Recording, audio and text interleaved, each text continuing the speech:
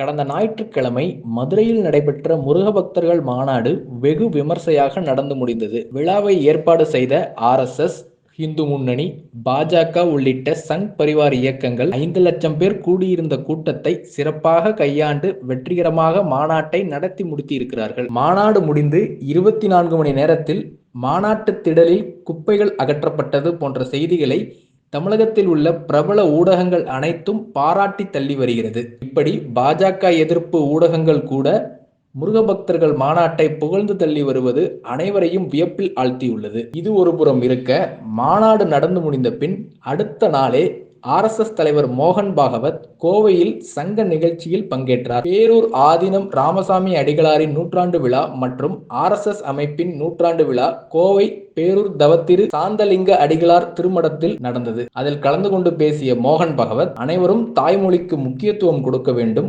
இமயமலையின் இரு கரங்கள் மற்றும் கடல்களால் பாரத நாடு சூழப்பட்டுள்ளது. உலகம் எப்போதெல்லாம் தர்மத்தை மறைக்கிறதோ அப்போது அதனை நினைவுபடுத்த வேண்டிய கடமை நமக்கு உள்ளது. பாரதம் எப்போதும் மற்ற நாடுகளை ஆக்கிரமிக்கவில்லை, அன்புடன் அரவணைத்து உலகை வழிநடத்துகிறது. சமூக நல்லிணக்கம், சுற்றுச்சூழல் விழிப்புணர்வு, தற்சார்பு பொருளாதாரம், குடும்பங்களை பேணுதல் உள்ளிட்ட சங்கம் மேற்கொள்ளும் 5 முக்கிய பணிகளை பேரூர் ஆதீனமும் மேற்கொண்டு வருகிறது. இதில் நம் அனைவரின் பங்களிப்பும் அவசியம் என்று அவர் பேசினார். மேலும் இந்த நிகழ்ச்சியில் பா.ஜ.க. மாநில தலைவர் நயினார் நாகேந்திரன், முன்னாள் மாநில தலைவர் அண்ணாமலை, அதிமுக முன்னாள் அமைச்சர் எஸ்.பி. வேலுமணி உள்ளிட்டோரும் பங்கேற்றனர். இந்நிலையில் ஆர்.எஸ்.எஸ். அமைப்பின் தினந்தோறும் நடக்கும் நிகழ்ச்சியான சாக்கா நிகழ்ச்சியை அதிகப்படுத்தி நிகழ்ச்சிகளில் பா.ஜ.க. தொண்டர்கள் மற்றும் நிர்வாகிகளும் கலந்து கொள்ளுமாறு கட்சியின் தலைமை அறிவுறுத்தி இருப்பதாக சொல்லப்படுகிறது. தினசரி நடக்கும் ஷாக்காவில் பங்கேற்க தவறினாலும் வாரம் ஒருமுறை வியாழனன்று நடக்கும் ஷாக்காவில் தவறாமல் கட்சி தொண்டர்கள் மற்றும் நிர்வாகிகள் கலந்து கொள்ள வேண்டும் என அழுத்தமாக கட்சியின் தலைமை வாய்மொழி உத்தரவை பிறப்பித்துள்ளது.